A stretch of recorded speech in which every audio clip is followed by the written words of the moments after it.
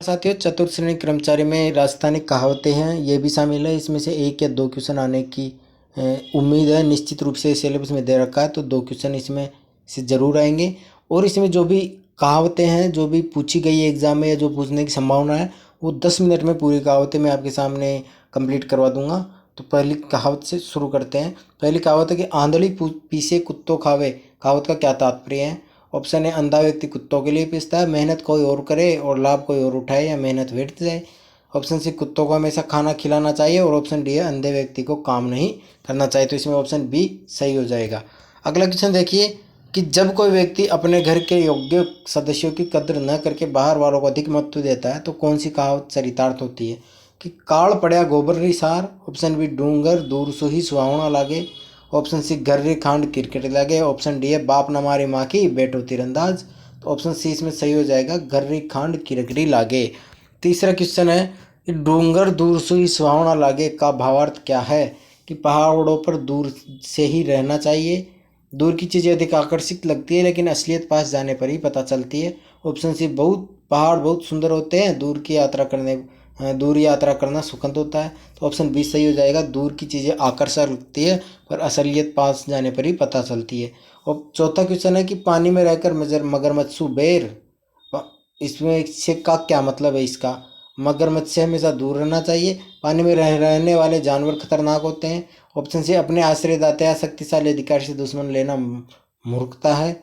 और option D है, कभी भी किसी से दुश्मनी नहीं करनी चाहिए।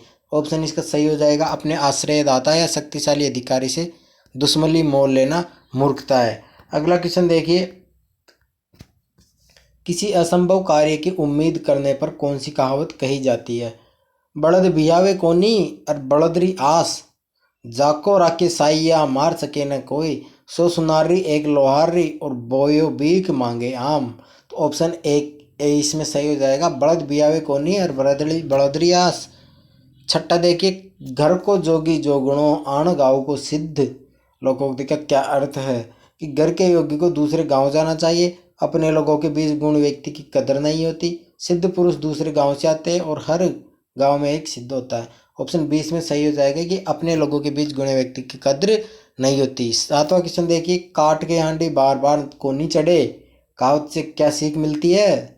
ऑप्शन ए, लकड़ी के बर्तन का प्रयोग नहीं करना चाहिए। ऑप्शन बी, किसी के साथ छल कपट बार बार नहीं सफल होता। और ऑप्शन सी है, खाना पकाने के लिए मिट्टी की हांडी अच्छी होती है और हर काम को बार बार करना चाहिए। तो ऑप्शन सी बी इसमें सही हो जाएगा, किसी के साथ छल कपट करते हैं तो वो बार बार सफल नहीं होता। अगला देखिए, काल पड़ा गोबर रिसार। इसका क्या आशय है? अकाल में गोबर बहुत मिलता है, गोबर का हमेशा मोल करना चाहिए। मुसीबत के समय तुच्छ वस्तु भी मूल्यवान हो जाती है। या फिर अकाल और गोबर का कोई संबंध नहीं है। तो ऑप्शन सी इसमें सही हो जाएगा, मुसीबत के समय तुच्छ वस्तु भी मूल्यवान हो जाती है। अगला क्वेश्चन देखिए, जेठ जठे गुड़ होसी वटे माँ की आही जासी का क्या अर्थ है? कि गुड़ पर मक्खियाँ बैठती है। मीठी चीज़ों से दूर रहना चाहिए। जहाँ धन या लाभ होता है वहाँ स्वार्थी लोग पहुँच जाते हैं और मक्खियाँ गुड़ की तलाश में रहती है। ऑप्शन सी हो जाएगा, जहाँ धन या लाभ होता है वहाँ स्वार्थी लोग पहुँच ही जाते हैं। जठे गुड़ होसी वटे माँ की आही जासी। अगला देखिए, बाप ना मारी माखी बेटो तीरंदाज। कहावत किस पर व्यंग्य है? तो इसमें पहला ऑप्शन है कि एक वीर बेटे पर जिसके पिता कमजोर थे। एक डींग हाँकने वाले व्यक्ति पर जिसके पूर्वज साधारण थे। ऑप्शन सी है, एक पिता पर जो अपने बेटे से डरता है। या एक तीरंदाज पर जो मक्खी नहीं मार सकता। तो ऑप्शन बी इसमें सही हो जाएगा, एक डींग हाँकने वाले व्यक्ति पर जिसके पूर्वज साधारण थे। अगला क्वेश्चन देखिए, उजड़ गांव में एरंडियो प्रधान। कहावत कब चरितार्थ होती है? जब गांव उजड़ जाता है, जब अरंडी का पेड़ प्रधान बन जाता है, जब किसी जगह योग्य लोगों की कमी के कारण अयोग्य व्यक्ति को मुखिया मान लिया जाता है, जब गांव में सिर्फ एक ही पेड़ बचता है। तो ऑप्शन सी इसमें सही हो जाएगा कि जब किसी जगह योग्य लोगों का अभाव होता है तो अयोग्य व्यक्ति को ही वहाँ मुखिया मान लिया जाता है। अगला क्वेश्चन देखिए, मिनक मिनक में फेर कोई हीरा कोई कंकर। क्या इसका क्या अर्थ है? कुछ लोग हीरे और कंकर में कुछ लोग हीरे और कंकर पहनते हैं। सभी मनुष्यों में शारीरिक अंतर होता है। दुनिया के सभी लोग एक समान नहीं होते, उनके गुण और मूल्य अलग अलग होते हैं। और हीरा और कंकर दोनों मनुष्य के लिए उपयोगी है। तो ये ऑप्शन सी इसमें सही हो जाएगा कि दुनिया के सभी लोग एक समान नहीं होते, उनमें गुण और मूल्य अलग अलग होते हैं। अगला क्वेश्चन देखिए, धोबिरी गादड़ी न घररी न घाटरी कहावत किस व्यक्ति के लिए यह प्रयुक्त होती है? ऑप्शन ए जो बहुत यात्रा करता है, ऑप्शन बी जो धोबी का काम करता है, ऑप्शन सी जो दो पक्षों के बीच में रहकर कहीं का नहीं रहता, और ऑप्शन डी जिसके पास अपना घर नहीं होता। तो ऑप्शन सी इसमें सही हो जाएगा कि जो दो पक्षों के बीच में रहकर कहीं का नहीं रहता। अगला क्वेश्चन देखिए, तुम भी मीठी कोनी होवे भलाई गंगा जी में धोई लावे। तो इसका क्या भावार्थ है? गंगा जल हर चीज़ को मीठा कर देता है, कड़वी चीज़ों को नहीं धोना चाहिए। देखते हैं कि स्वाभाविक गुण या अवगुण बदलना मुश्किल है, और तुम भी एक कड़वा फल है। तो ऑप्शन सी इसमें हो जाएगा, व्यक्ति का स्वाभाविक गुण या अवगुण बदलना मुश्किल है। अगला क्वेश्चन देखिए, नाणो देखकर नाथ और मूंछ देखकर काको। नाणो देख कर नाथ और मूंछ देख कर काको कहावत किस पर कटाक्ष करती है? रिश्तेदारों पर जो मूंछ रखते हैं, समाज के स्वार्थी व्यवहार पर जहाँ रिश्ते धन और दिखावे से बनते हैं, या उन लोगों पर जो पैसे देकर चाचा बनते हैं, और पारिवारिक रिश्तों के महत्व पर। इसमें बी ऑप्शन सही हो जाएगा, समाज के स्वार्थी व्यवहार पर जहाँ रिश्ते धन और दिखावे से बनते हैं। अगला देखिए, अंधा अंधा ठेलिया दोनों खूब पढ़ंत का क्या परिणाम होता है?